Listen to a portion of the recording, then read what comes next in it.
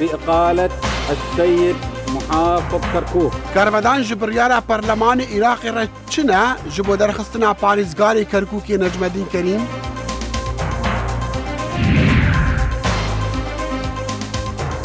سروك ترامب دبيجا او دقل ديمقراطان ريك نكفتيا لسر برنامه پارستنا زاروكين پنابرين نقانوني.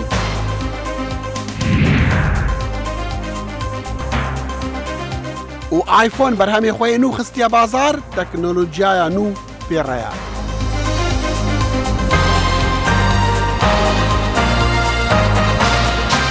سلام و هیوی دمن خوش دگل کورت کنکشن. لایمنی شوسلا و هیوای دمکی شاد. داعش بە پرسیارەتی هێرشەکانی باشووری عێراقی گرتوۆتە ئەستۆ کە بەلایەنی کەم 80 کەسی تێدا کوژراوە. کاربەرستانی عێراقی دەڵێن زیاتر لە 90 کەس بەهۆی ئەو هێرشانی نزیک ناسریەوە بریندار بوون. پۆلیس دەڵێت ملیتانەکان تەقەیان کردووە بەناو ڕێستورانتێکدا و ماوەیەکی کەم پاش ئەو هێرشە هێرشبەرێکی خۆکوژ بە ئۆتۆمبیلێکی بۆم ڕێژکرا و لە نزیک خاڵێکی پشکنین خۆی تەقاندۆتەوە. جگە لە چەند پۆلیسێک ژمارەیەک کەسانی ئاینی ئێرانیش کوژراون کە بۆ سەردانی شوێنە پیرۆزە ئاینەکان چووبوون بۆ ئەوێ. و پەرلەمانی عێراقی بڕیارداژ بۆ دەرخستنا پارێزگاری کەرکووکی نەجمەدین کەریم ئەف پێنگاوژی هەفدەمێ ناکۆکیانە لەسەر ڕیفراندۆمە هەرێما کوردستانە عێراقی. بإقالة السيد محافظ كركوك. پەرلەمانی عێراقی دەنگ بولادانا پارێزگاری کەرکووکێ دا و ئەوە بەهرەکە ji تەنگەجا di navbera Bexda û Hewlêrê derbarê rêferandûma serxebûna herêma Kurdistana Iraqê. Parlamenterên deng bûladana Necmedîn Kerîmî dan dibêjin li gor destûrê Iraqê ew hatiye ladan û tevaya prosa rêferandûmê nedestûrî ye. البرلمان قرر بشكل واضح. پەرلەمانی بڕوونی بڕیاردا ڕێفراندۆم چ ڕەواهیا خۆنینە چ لە ناو هەرێمێدا یان لە دەڤەرێن ناکۆکی لەسەر بۆ چوونەکان نیشتیمانی و هەرێمی و نێونەتەوەی دژی جوداکردنا هەر پارچەکە عێراقی هەیە. Necmedîn Kerîm li ser bersiva biryara Perlemanê Iraqê dibêjit ez nizanim bi çi tawanekê ez hatîme ladan. Serok wezîrî desthelata ladana min nîne. Bê danûstandin biryar hate dan û heta ez nizanim ez li ser çi hatime gunehbarkirin. Ev ne qanûnî ye. Em dê berdewam bil ser karê xwe wekû parêzgar. Dijberên rêferandûma serxebûna herêma Kurdistanê zorin. Iraq û welatên hevsinor digel Iraqê dijî dengdana çaverêkiriya 25 vê mehêne. Wezê debarê hindê Amerîka dibêjit em piştevaniya rêferandûma Kurdan nakên. Hikûmeta Amerîka piştevaniya rêferandûma 25 vê mehê nakir. Ji ber ku em bawer dikin ev dê sengiya li ser şerê Daeş kêm kir. Tevaya endamên Kurdên Perlemana Iraqê beşdariyê di kombûnên perlemanî da nakin. Li dema 178 endamên Ereb û Tirkuman daxwaz ji hikûmeta Iraqê kirin ya pêdivî bû ragirtina yekparçeya xaka Iraqê biket. Lê Kurd dibêjin li demê 14 salên borî hikûmeta Iraqê 55 zêdegavî bi ser destûriyê dikirin û Kurdan çi bijarên dîn neman. الموقف لم يتغير. إيرو هلوس نهاتيا جوهرتن جبركو تشي بجار بوغل كردستان جبلي ريفراندوم نمايا. كوميتا بلنديا ريفراندوم همو داخوازن پاشخستنا دنگدان رد کرن. هرچند هرێما Kurdistana Iraqê her ji salên 1990 da nimçe serxebûneka xwe heye lê çi caran bê kêşa û arîşe nebûne li gel hikûmeta Iraqê wê dibêjin ev çareseriya dawiyê ye. Xalid Fettah, dengê Amerîka. سەرۆک دانەڵد ترامپ بەڕوونی ڕایگەیاند لەگەڵ دیموکراتەکاندا نەگەیشتۆتە هیچ دەرەنجامێک لەسەر بەرنامەی داکا واتە ئەو بەرنامەی سەبارەت بە دواخستنی بڕیارە لەسەر ئەو کۆچبەرانەی بە منداڵی گەیشتونەتە ناو ئەمریکا. بەڕێوەبەرایەتەکەی سەرۆک ترامپ بەرنامەی کۆتایی هێنانی ئەو دواخستنی بڕیارەی هەیە کە نزیکەی 800,000 کەس دەگرێتەوە. دیارە کۆماریەکان و دیموکراتەکان ناکۆکیان لەسەر ئەم دۆسەیەش هەیە. خۆپیشاندانی ناڕزایی دژ بە هەڵگرتنی پارێزراوی لەو کۆچبەرانەی داکا دەیانگرێتەوە لە سەرانسەری ئەمریکادا بەردەوامە هاوکاتی کۆبوونەوەکانی سەرۆکی ئەمریکا لەگەڵ ڕێبەرانی دیموکراتەکان لە ئەنجومەنی نوێنەران و سیناتدا بۆ دۆزینەوەی چارەسەریەک. بەڵام دوای کۆبوونەوەکان سەرۆک ترامپ ئاماژەی بەوە کردووە لە هەر ڕێککەوتنێک لەگەڵ دیموکراتەکاندا پێویستە هەنگاوی بەرفراوانی ئاسایشی سنوورەکان پەسەند بکرێت. پێویستە دیوارمان هەبێت. ئەگەر بربەست هەبێت کاتێک دارایی پێویستە کە پاشماوەیەکی کەم ڕای دەگەینن چەندمان دەوێت ئەوە یانی هیچمان نەکردووە. دیموکراتەکان دەڵێن لەگەڵ ترامپ ڕێککەوتون کە دۆسەی دابینکردنی دارایی بۆ دیوارەکە نابێتە بەشێک لەو ڕێککەوتنە چاوەڕوان کراوە، بەڵکو هەردوولا قایلن بەکارکردن بۆ گەیشتن بە چارەسەریەکی هەمیشەیی بۆ ئەم کێشەیە. ڕێککەوتوی لەسەر هەنگاوەکانی بەرەو پێش بەڕوانینی ئێمە دریم ئاکت وەک بنەمایەک بۆ چۆنێتی پاراستنی ئەوانەی خەونیان هەیە بۆ توێژی زیاتر لەسەر مەرجەکانی پەیوەندیان بە سنوورەوە هەیە. بەڵام کۆماریەکان لە کۆنگرێس جەخت دەکەنەوە لەوەی پێویستە ئاسایشی سنوورەکان بەشێک بێت لە هەر ڕێککەوتنێک لەسەر داکا. ناتوانین لەسەر داکا ڕێبکەویت بەبێ کۆتایی هێنان بە کێشەکان. ئێمە کۆنتڕۆڵکردنی سنوورەکانمان نییە، هەر بۆیە ئاسایشی سنوورمان دەوێت لەگەڵ جێبەجێکردنەکانیشدا وەک بەشێک لە ڕێککەوتنەکە. پێم وایە دیموکراتەکانیش لەمە تێگەیشتون و شتێکیشە خەریکە پێی قایل دەبن. لە ئێستادا سەنگی نوێی سەرۆک ترامپ لەسەر کاری پێکەوەییە لەگەڵ دیموکراتەکاندا وێڕای ئەو جیاوازیە زۆرانەی پێشتر هەیان بووە.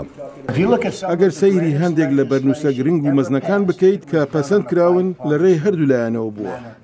شیکەرەوە لەو بڕواایەدان ئەم هەوڵانەی سەرۆک ترامپ لەگەڵ دیموکراتەکاندا دەشێ یارمەتی دەری بێ بە تایبەتیش کە دەخوازێ ڕیفۆرمی سیستمی باجدانیش بکات. ئەمە شتێکە بۆ سەرۆک باشە بە تایبەتی لە ڕوویکی بەرفراوانترەوە. ئەگەر چیکارکردن لەگەڵ دیموکراتەکاندا شتێک نییە جەماوەرەکەی لەگەڵ دابێت، بەڵام لە کۆتاییدا سەرکەوتنیەکە دەتوانێت ئاماژەی پێ بکات. کاری پێکەوەیی لەگەڵ دانەڵد ترامپدا دەشێ پەرچەکرداری دیموکراتەکانیشی بەدووادا بێت. دیموکراتەکان پشتیان بە تواناییەکی زۆر بەستووە تا بتوانن لە هەڵبژاردنەکانی میتێرمدا بەرەنجامێکی باشتریان هەبێت بە پێچەوانی ئەم ماوانەی ڕابردوو. هێشتاش دابەشبوونی ڕایگشتی لە ئەمریکادا بە شێوەیەکی بەرچاو دیارە، بەڵام لە ڕاوەرگرتنە گشتیەکاندا خەڵک دەخوازن کۆماریەکان و دیموکراتەکانیش پێکەوە کار بکەن لەسەر دۆسیەکانی وەک باج و خزمەتگوزاری تەندروستی و بودجە و هەروەهاش دۆسەی کۆچبەری. پۆلیسێ لەندەنێ لێکۆڵینی دکا لەسەر تەقینا ئیرۆئینی دناوەندە کاترێنا باژاردا و دەبێژە ئەو کارێکی تیرۆریستی بوو. راپۆرتی میدیایە دەبێژن تەقینا دناوەندێ پارسنس گرین یێژێر ئەردا بوو ئەگەرە ڕەڤا سوارین ترێنێ و بریندار بوونا ژمارەکی جوانە. پۆلیس دەبێژە هێشتا زوویە بگەهینە ئەنجامی داویە سەدەمی لە پشت تەقینێ وێنێن دناف ترێنێدا هاتنە گرتن دیار دکن و پاکێتێکی پلاستیکی بوو وا ئێر تێدەبوون سپی بوو و دوکێل ژێ ڕادبوو. کۆریای باکوور موشکێکی تەقاندۆتەوە کە بەسەر ناوچەی هۆکایدۆی ژاپۆندا ڕۆیشتووە و کەوتۆتە ناو ئۆقیانوسی پاسیفیکەوە. ئەم تاقیکردنەوە نوێش پاش چەند ڕۆژێکە لەو هەڕەشانەی پیونگیانگ دەیکرد بۆ تێکشکاندنی کەشتێکی ژاپۆنی. لەم ڕۆهێنیدا کاربەلستانی ژاپۆن و کۆریای باشووریش دەڵێن ئەم تاقیکردنەوە موشکیەی کۆریای باکوور ڕەوشەکە زیاتر ئالۆز دەکات لە ناوچەکەدا. لە میانمارێ تند و تیژیان دژی مسلمانان بوونە سەدەمێ دەرکەتنا 380,000 مسلمانن وی وڵاتی. ئەف پێشهات بوونە ئەگەرێک و ئەمریکا هەزرا پەیوەندیان خوا بکە دەگەڵ حکومەتە لەشکریە میانمارێ.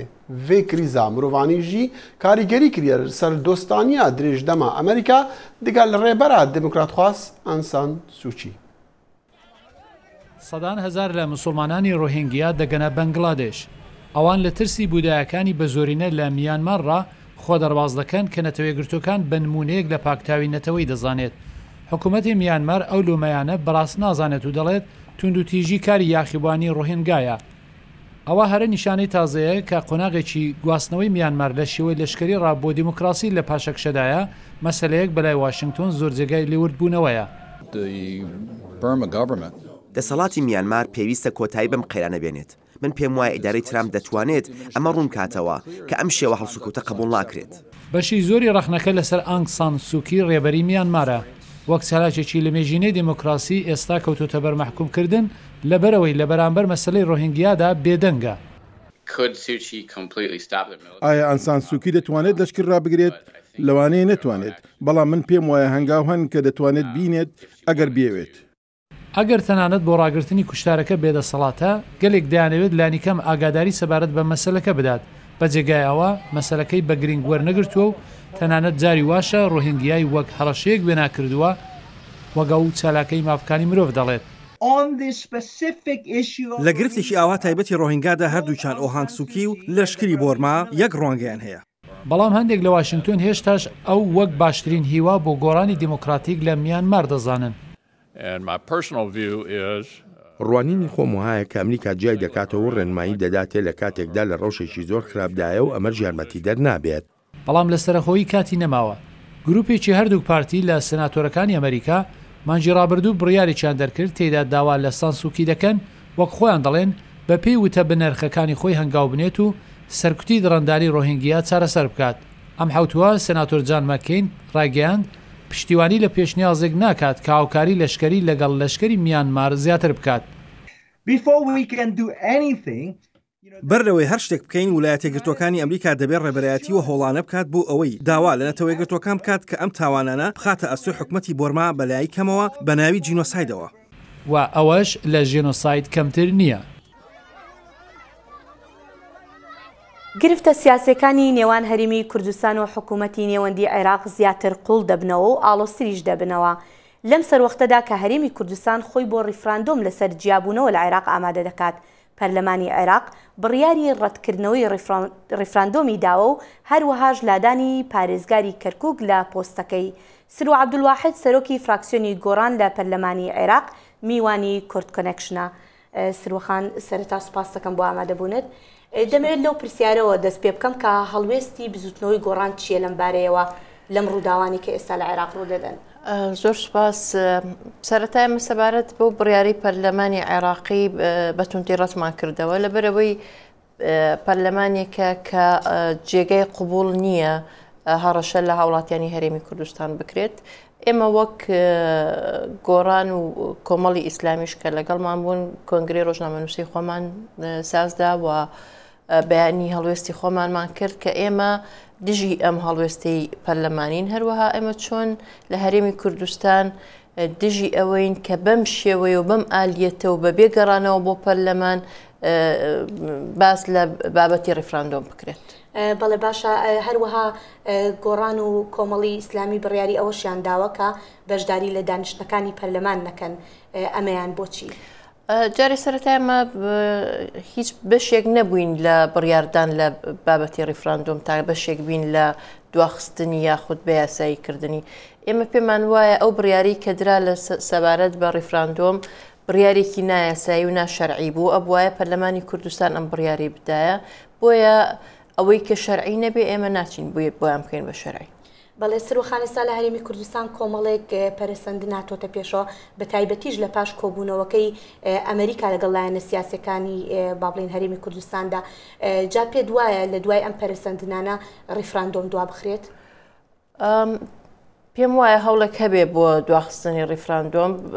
ئەمریکیەکان جارێ هەر نانەوێت ڕیفراندۆم دوا بخرێت دەیانەوێت ئیلغا بکرێتەوە کە جارێکی تر باسی ڕیفراندۆم نەکەن و کێشە بۆ ئەمریکا بۆ بە عێراق دروست نەکرێت. بەڕاستی ئێمە ئەبواە ژیرانەتر مامەڵەمان لەگەڵ ئەم بابەتە بکردایە. شێوەیەک ژیرانەتری بکرێت. جارێ ئەو هەرێمی کوردستان خۆی کێشەی سیاسی هەیە. هەرێمی کوردستان خۆی پەرلەمانەکەی داخستووە بە شێوەیەکی نایاسایی سەرۆکێکی ناشەرعی بەڕێوەیە بات.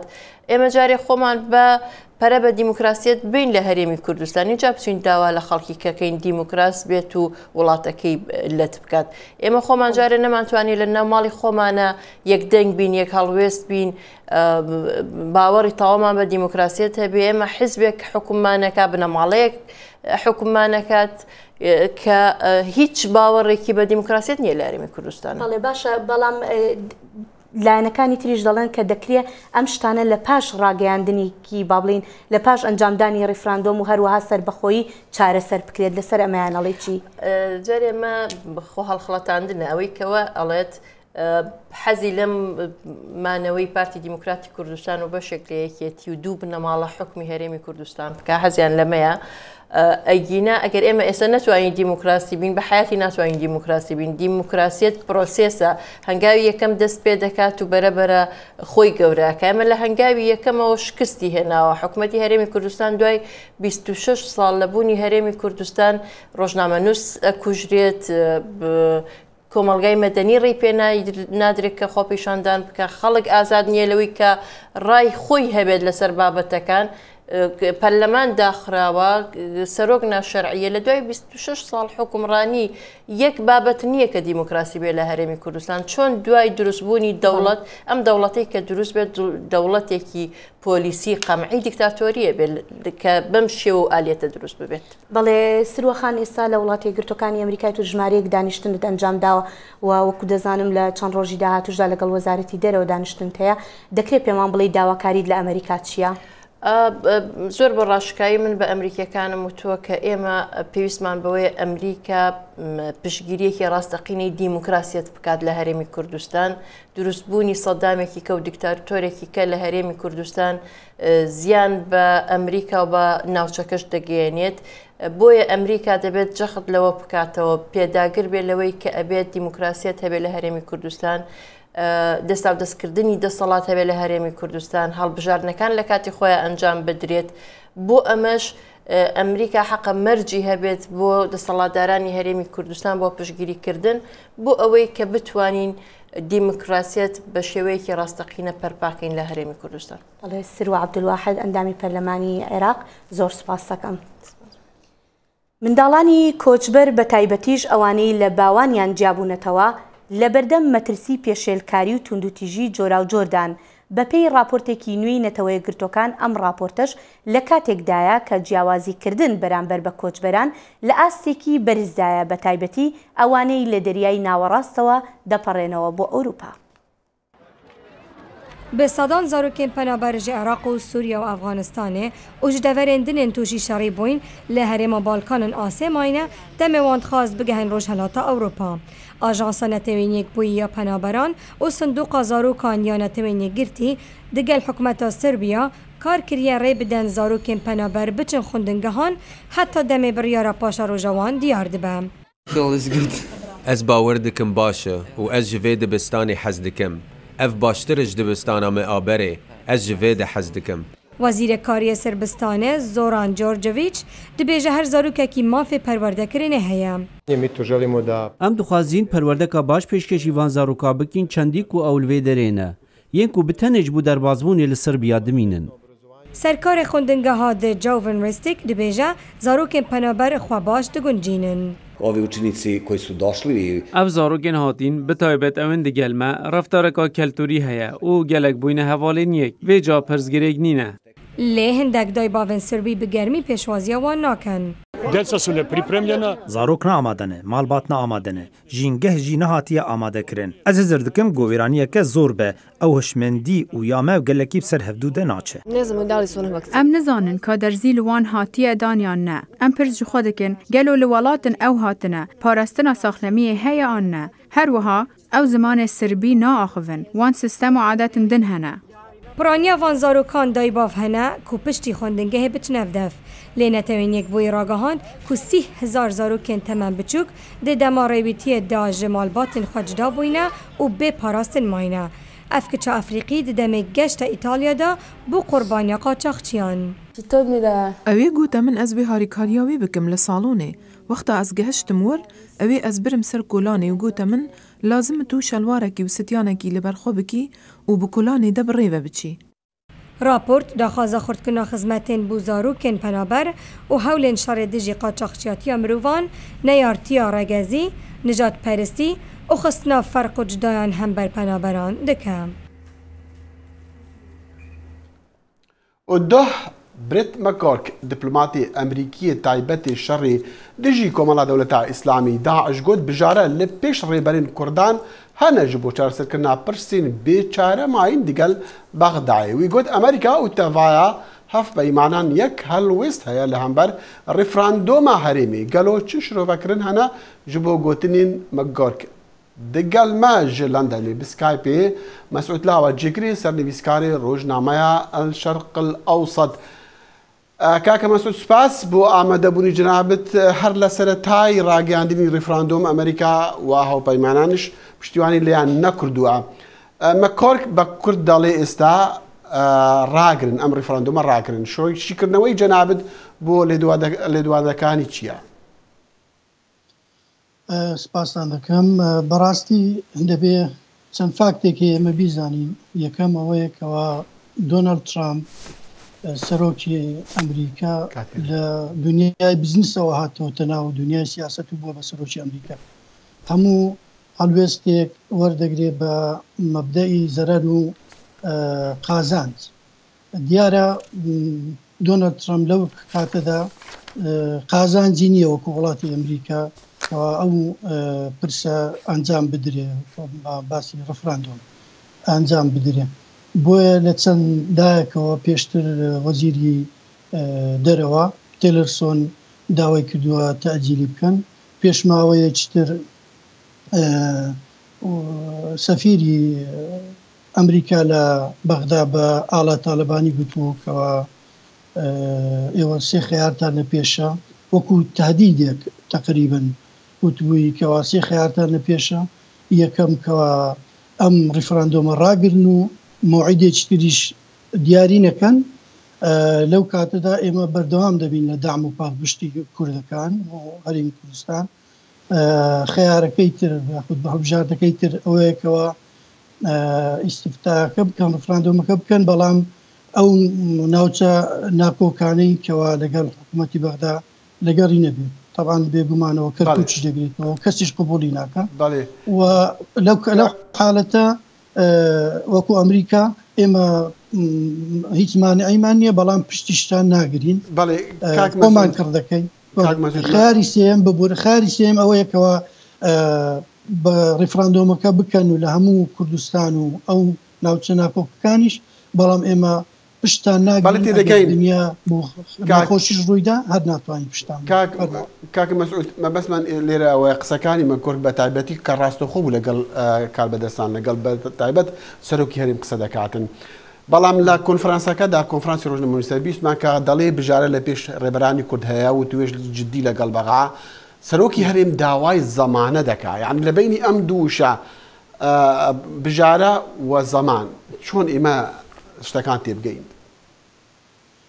بەڕاستی حەقی خۆیەتی مەسعود بارزانی وەکو هەڵێکی مێژووی سەیری ئەم کاتە دەکات بۆ ئەنجامدانی ڕفراندۆم و ئەعلانکردنی دەوڵەت بۆیە حەقی خۆیەتی داوای زەمانت بکە ئەو زەمانەت شلەوانەیە ئەوەیەکەوە ئەمریکا و وڵاتانی نێودەوڵەتی ڕۆژێک دیاری بکەن کە دەڵێن ئێستا کاتەکە لەبار نییە با ڕۆژێک دیاری بکەن بڵێن لەو کاتە لەبار دەبێت ئێمە ئامادە باشی بۆ دەکەین و وڵاتانی دەوروبەر ئامادە دەکەین بەڵکو پشتیشتان دەگری بەڵام هەر بڵێن تەعجیلی کەن و ئێستامەیکەن و کاتەکە لەبار ئێستا چی دەکات ئێستا ڕێبەراتی کورد چی دەکات تۆ بەڕای تۆ چاڕوانی چی دەکەین لە ڕێبەرانی کورد من بەدیلەکە نازانم وەبزانم لە میدیاش باز نەکراوە بەڵام هەروەکوم مەسعود بارزانی باسی کرد کەوا لەگەڵ سەرکردەی کورد دادەنیشن سەرکردەکانی کورد دادەنیشن و دیراسەی دەکەن کەوا ئایا ئەو بەدیلە ئەوەندە دێنێ کەوا ئێمە ڕیفراندۆم تاجیل بکەین بۆ کاتێکی تر سپاس مەسعود لاوە سەرنووسری ئەشق لەوسەد لە لەندەن لەگەڵ مابوو زۆر سپاس داویا vê heftiyê em ê dimahiya gemiya esmanî Kazînî Huygens bibînin ew gemiya NASA hinartî ser keywan yan Zuhelê dê li valahiya esmanî bê ji navbirin erkê vê gemiyê bi dawî hat û di çend salên borî da wê çend wêneyên keywan hinartibûna erdê. ساڵی 1990 بوو کە هێشتا تەلەڤیزیۆن بە فۆرماتی کۆنکاری دەکرد و بۆ یەکەم جار لە یاری شەترەنج کۆمپیوتەر لە مرۆڤی بردەوە. ئەندازیارانی تاقیگەی ناسا بۆ فڕۆکەی پاڵپیۆنەر لە کالیفۆرنیا دواترین تاقیکردنەوەکانیان لەسەر کەشتیەکی ئاسمانی دەکرد بە هاوکاری لەگەڵ ئاژانسی وەڵایی ئاسمانی ئەوروپا ئیسا دروستکرا بوو تا بەرەو گەشتیەکی ملیارەها کیلۆمەتر دوور ڕەوانە بکرێت. کەشتێکە بە ناوی دوو کەشتێوانی سەدەی 17مینەوە ناونرا جیۆڤانی کاسینی و کریستیان هایجین لە دوو بەش پێک هاتبوو یەکێکیان وادانرا گەشتێک بۆ هەسارەی کەیوان بکات ئەویتریان لەسەر ڕووی مانگی هەرە گەورەی هەسارەی کەیوان دابەزێت کە ناسراوە بە تەیتان. لەو گەشتەی کە 7 ساڵ بەردەوام بوو گەشتێکە چەندەها وێنەی ڕەنگاوڕەنگ و سەرنجڕاکێشی هەسارەی کەیوان بۆ ڕەوانە کردوینەتەوە. لە مانگی 7 ساڵی 2014 کەشتێکە چووە خولگەی هەسارەی کەیوانەوە و لە مانگی 12دا بەشی دووهەمی لە کەشتێ دایکەکە جیابەوە لەسەر مانگی تێتاندا بەزی. باوەڕ ناکەم پێویستە زانابیت لەم بوارەدا تا بزانیت شەوی ڕابردوو چمانایەکی هەبوو بۆمان لە ڕاستیدا بەدەرە لە باسکردن و دڵخۆشیێکی لە ڕاددە بەدەر بوو. کاسینی بەردەوام بوو لە گەشتەکەی لە خولگەی هەسارەی کەیوان کە زۆر وێنەی گرنگی لەبارەی مانگەکانی هەروەها بازنەکانی بۆ ڕەوانەکردینەوە. ئێجگار سەرسوڕهێنەر بوو بۆ زانایان لەمەڕ دۆزینەوەیان بۆ گەرماوەیەکانی هەڵمی ئاو کە لە جەمسەری باشووریەوە هەڵدەقڵێ کە ئەویش ئاماژەیە بۆ بوونی ئۆقیانوسێکی ناوخۆی سوێردا. لەم دەمەی گەشتەکەی کازینی ڕۆ و کۆتایی دەڕوات زانایان بیر لە ئەنجامدانی گەشتی تر دەکەنەوە لە دواڕۆژدا. ئایا بەڵگەی چالاکی بایۆلۆجی هەبن ئەوەی ئاماژە بە ژیان لەسەر ئۆقیانوسەکانی بدەن؟ بەڕای من ئەوە گەورەترین پرسیارەکە موچڕکە بە گیاندا دەهێنێ. زانایان بڕیاریان داوا کازینی لە ناوبەرن لە پێناوی ڕێگەگرتن لێ تێکەڵاوبوونی میکرۆبەکانی لەگەڵ زەوی هەر بۆیە دەیانەوێت تێکڕای کەشتەکە تێک بشکێنن. بەڵام وا چاڕوان دەکرێت بەر لەوەی کازینی هەسارەی کەیوان بەجێبێڵێت لە نزیکەوە وێنەی زۆری هەسارەکەمان بۆ بنێرێتەوە. پاش چەند مانگێک لە باسکردنی کۆمپانیای ئەپڵ ڕۆژی سێشەمە لە بنکەی کالیفۆرنیا بەرهەمە نوێیەکەی خستە بازارەوە. شانازیەکە مەزنە ji بۆ من ku ez bi xêratnava dikem li ser dika Steve Jobs. Piştî rêzgirtin û şanaziya damezrînerê Apple Steve Jobs serokê cîbicêkarê Appleê yê niha Tim Cook yekser perde ji ser berhemên nû yê Appleê rakir ji wan demjimêra Appleê ya sisiyane gonema pêwistiya wê bigirêdana wê bi iPhoneê heye ta Apple TV 4K ya got derfeta guherîna rengê vîdyoan dide. Her wiha jî telefona iPhone 8 û 8 Plus. Lê belê stêrka wê şevê telefona iPhone X yan jî 10 bû. This is iPhone 10. Ev telefona iPhone de gava herî mezna iPhone ye. Ev telefon şaşa rûyê wê ji qiraxê ta qiraxê ye. Bê bişkovka serekî ye ya got rûyê wê pêşîn debû. iPhone 10 pêşveçûneke 10 salan ji pêşxistina berhema yekem ji iPhoneê tîne berçavan. Lê bi buhayê xwe yê giran $9.9 dibe got ew ne ji bo her kesekî be. I think truly that there are some people out there who will skip meals to have these. Ez hezir dikim gowe hinek xelk ji xwarina xwe kêm bikin bo van dezgehan bînin. Mero karit dibat bike li ser got ev tişt rast e yan na lê em bi rastî dibînin got kesên wê van dezgehan bikirin gerek lê rewşa xwe yî aborî binerin berî got biryara xwe bidin.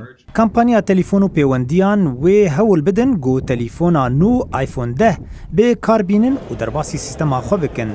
Lê dibe got ew bibe sedema buhakirina pereyê mihane yekdiyarê van kampanyan. Just because you're unhappy with your phone or just because it seems Bi tenê bo tu ji telefona xwe hez nakî ne mana xwe divê got tu wî tiştê nihû teyî sok bikirî.